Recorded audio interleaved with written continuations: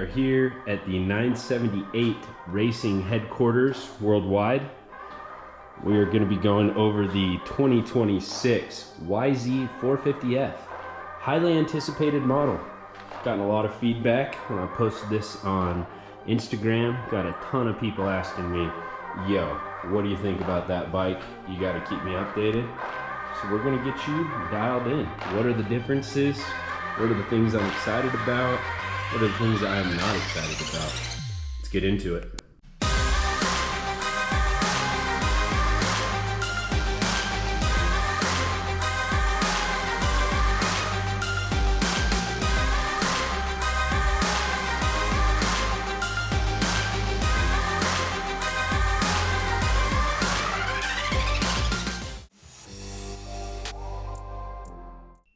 First thing let's go over is the aesthetics of the machine. Saw a lot of people saying this might be the ugliest bike of all time when it was released. I'm gonna disagree personally. This will be my first Yamaha since 2009. I was a loyal Yamaha guy for a while, and I think this bike looks great. Looks sleek, modern. Coming off my 2023 Kawasaki, it seems a whole lot more modern and sleek looking. Makes this bike kind of look a little bit like a dinosaur. Some of the new things styling wise are this number plate, apparently slimmer than the old one. I am not a huge fan. I will probably be throwing the Cycra on there. Another thing is these two-piece number plates on the side. Apparently this was one piece before, we got two now. And then a slimmer rear fender. I didn't have a 2025, so I can't compare the two. That's just what the advertisements say. Personally, I was a little bit surprised how similar some of the plastic pieces were to the Stark. If you look here at the number plate shape and front fender shape, it's almost identical, which is kind of interesting because when I got the Stark, I found it to be very unique, a lot different than the other models available, especially if you pan over to the Cowie here. Cowie's got that big droopy front fender, big wide number plate. Kind of just looks old school when you compare it to these other two bikes. I was really surprised with how similar the Stark and the Yamaha kind of overall shape was. Even the shrouds a little bit, even though the Stark is an entirely different setup, no fuel tank. So they're able to mount them a little bit different.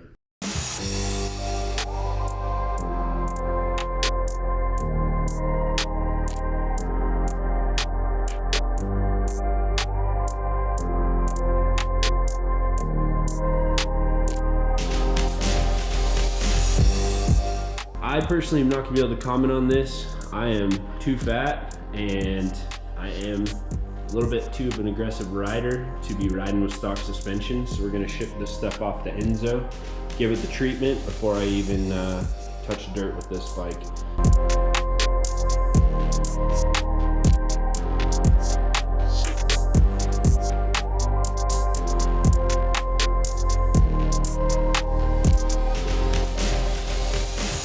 The last two things we're going to talk about are, to me, the most important things. That's going to be our exhaust here. They made a pretty big change. So you might know of the sound standards that are coming down the pipeline. I believe Europe's kind of pushing the charge there. Kawasaki was the first company to adopt these standards. And the last couple years, you've seen a lot of people playing around with the air boxes, making changes just because the bikes come so dang quiet right off the bat. It affects the power, the responsiveness of it. Yamaha is the second company to adopt that, and they added a pretty serious, you kind of can see it in there, a chamber, a reconnaissance chamber, I think that's how you pronounce it, and I believe the muffler is pretty choked up as well. First thing I did was order a muffler, and I was hoping to have a header available called FMF. I think they're a little bit out redesigning it. I saw online that the 2025 header fits. FMF told me it didn't, so I'm gonna hang out till they get that mega bomb there. I do have a slip-on that we're gonna put on, and I'm gonna run later, and we're gonna see the difference between them. Another change I'm kind of concerned about regarding that new sound standard is this air box. Apparently they choked it up a fair amount. They say there's a reconnaissance chamber in it as well. I got to do some research, see if the 25 air box is going to fit, if that's a direct bolt-on, or if we're going to need to do some mods. I do have a Cycra vented cover coming, and I have a twin air power flow kit. I'm hoping that helps, but I'm very interested to see what people come up with, guys like Twisted, or see what Kiefer says as far as getting this opened up.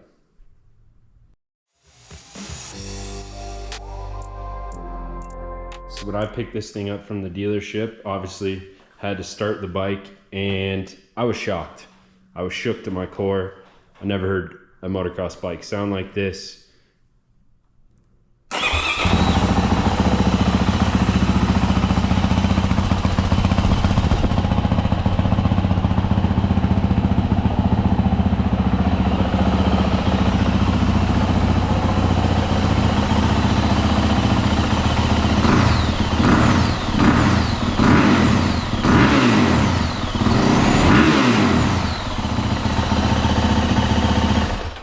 Now compare it to my Cowie.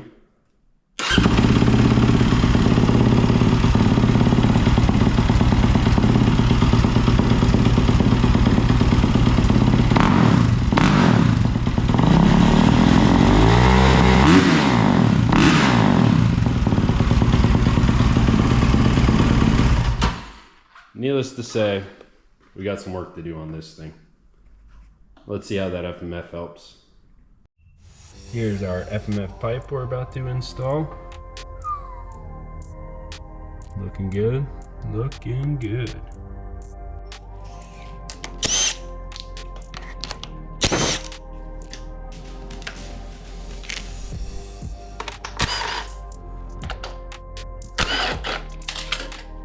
Nice.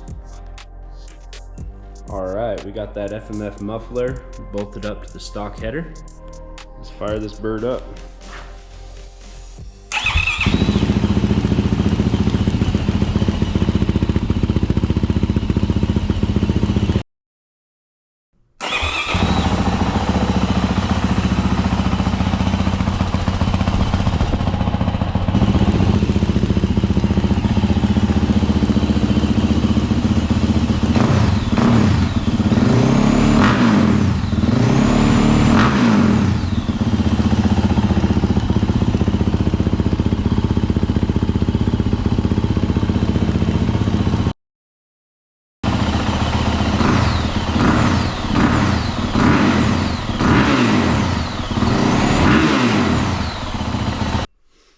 That gives it a much throatier note. Felt a little bit more responsive when I got on it.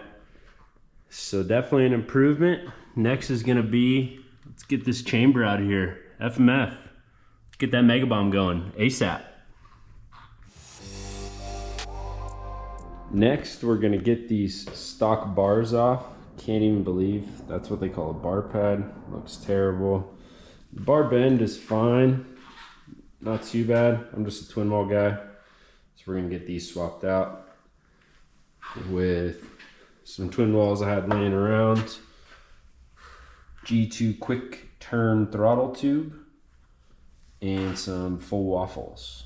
Soft, full waffle. Tomac spec. Got the bars on. She's coming around. Now we're gonna get this suspension stripped off and sent off to Enzo.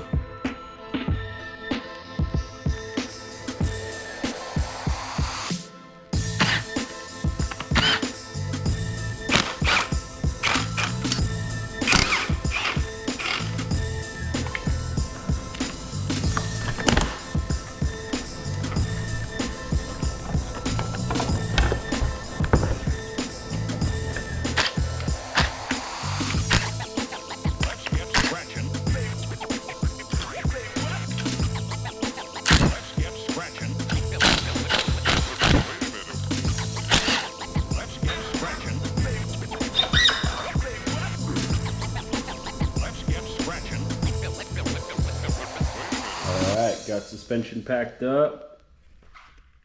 Bike's in its current sitting state. Got some more parts coming next week. Power flow kit, gut seat, hits and clutch cover, skid plate, some other stuff coming. Gonna get her built up. Stay tuned.